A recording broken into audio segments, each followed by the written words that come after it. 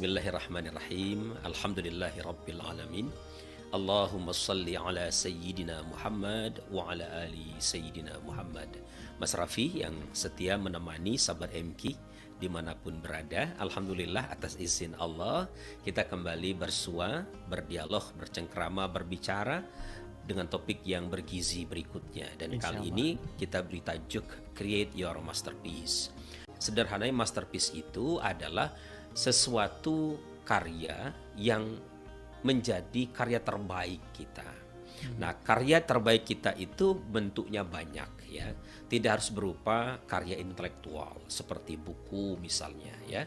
Tapi juga bisa karya-karya yang lain sahabat MQ, misalnya karya seni, karya arsitektur ya, misalnya Taj Mahal kita mengenal ta. Nah, kemudian bisa juga berupa hal-hal yang sifatnya bermanfaat bagi umat manusia. Di dalam Al-Quran, sahabat MQ yang berbahagia, secara tidak langsung ini kita bisa lihat di dalam surat Asy-Syu'ara 83, 84, 85 ya. Jadi dalam ayat tersebut ada satu penggalan doa dari Nabi Ibrahim alaihissalam yang di dalam doa beliau memohon kepada Allah untuk menjadi tutur kata yang baik ya. Wa ja'alli lisana sidqin fil akhirin. Jadikanlah saya itu tutur kata yang baik bagi generasi berikutnya. Nah, jadi ketika kita bicara tutur kata, artinya yang kita tinggalkan itu sejarah. Yang kita tinggalkan itu sesuatu yang terus diperbincangkan dari generasi ke generasi gitu, Mas. Nah, jadi dari ayat ini sahabat MQ itu juga kita bisa kaitkan dengan masterpiece. Bagaimana ketika kita meninggalkan masterpiece itu, nama kita itu menjadi abadi. Ya. Makanya kalau ulama kita ditanya apa sih makna umur panjang? Umur panjang itu bukan berarti umurnya ratusan tahun, ribuan tahun, tetapi amal kebaikannya itu terus abadi dikenang oleh generasi berikutnya. Nah, ini berarti disebut masterpiece juga. Lalu dalam hadis kita mengenal sahabat MQ, Nabi pernah berpesan, "Idza mata banu Adam an qata'a amalu illa min salasin." Ya, amalin jariyah, shadaqatun jariyah, au ilmi yuntafa'u bih, au waladin salihin yad'ula ya. Jadi Nabi mengatakan ada paling tidak dua hal di situ. Sedekah jariyah, contoh misalnya kita membuat masjid. Masjid itu kebetulan arsitekturnya luar biasa, dikunjungi oleh banyak orang. Dibuat oleh arsitek yang sangat luar biasa, mencintai pekerjaannya. Akhirnya menjadilah di situ masterpiece juga. Lalu bisa berupa ilmu, ya tadi saya sampaikan. Contoh Mas Raffi, dalam sejarah Islam kita mencatat beberapa ulama kita meninggalkan masterpiece. Imam Al-Ghazali misalnya meninggalkan Ihya Ulumuddin. Ibnu Athaillah meninggalkan kitab Al-Hikam ya. Nah, dan tokoh-tokoh yang lain yang kita bisa melihat dalam tradisi Islam itu mereka meninggalkan karya-karya monumental dalam semua bidang ya, dalam agama, dalam filsafat, dalam seni, dalam kedokteran dan lain sebagainya. Jadi kalau kita bisa meninggalkan itu semuanya sahabat MQ, maka itulah yang disebut sebagai create your masterpiece. Itu hari ini beda bentuknya dengan yang dulu ya.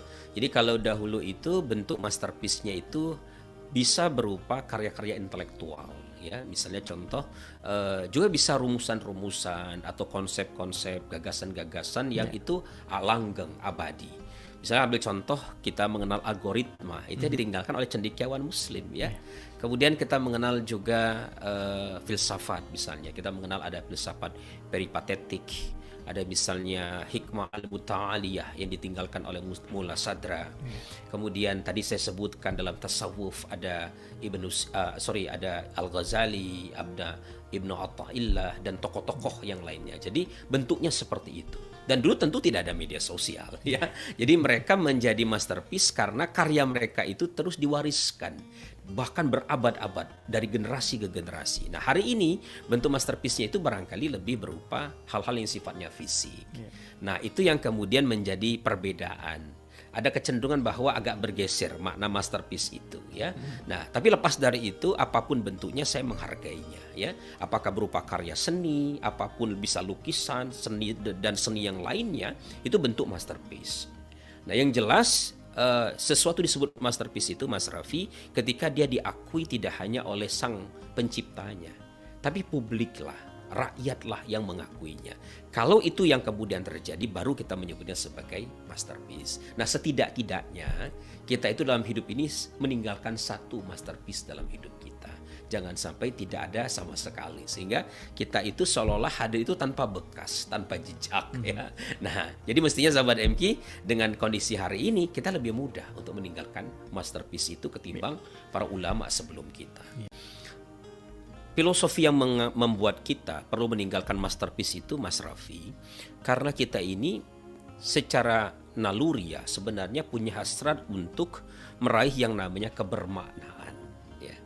Setiap kita ya, bahkan dalam psikologi itu sahabat MK ada yang namanya satu aliran dikembangkan oleh seorang tokoh namanya Viktor Frankl, namanya logoterapi ya.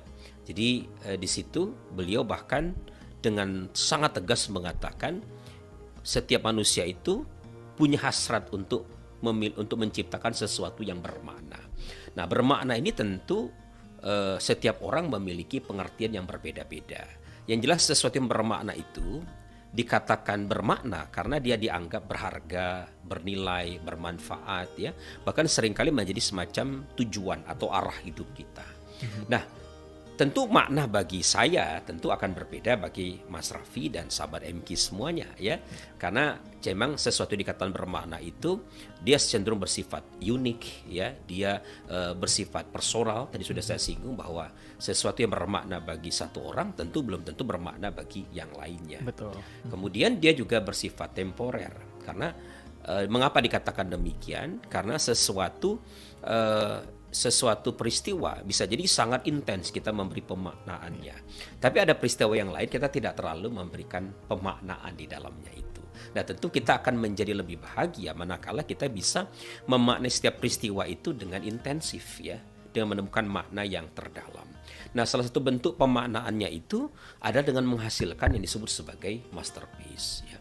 Nah, masterpiece ini sahabat MK yang berbahagia tentu tidak bisa dilepaskan pula dari nilai-nilai yang kita anut ya.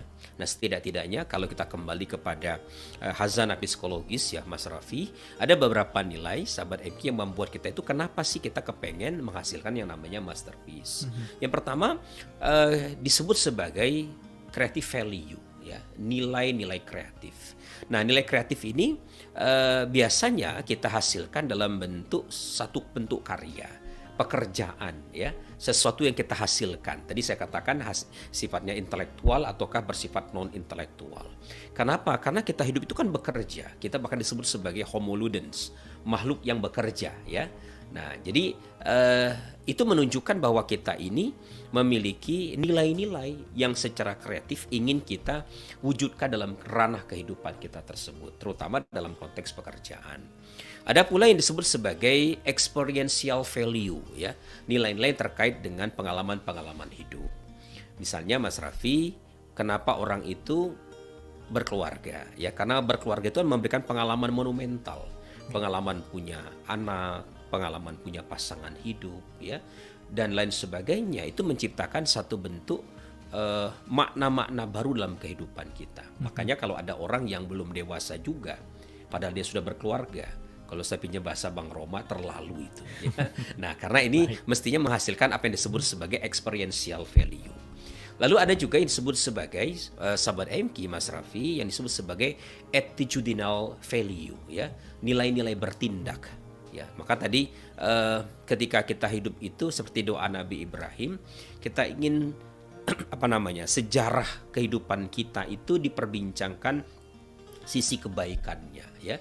Kita tidak ingin ketika kita meninggalkan dunia fana ini orang kemudian justru senang dengan perginya kita itu.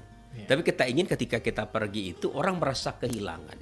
Orang merasa bahwa kita begitu berarti dalam kehidupannya. Nah, ini satu filosofi dasar sahabat MK yang perlu kita miliki ketika kita ingin meninggalkan masterpiece dalam kehidupan.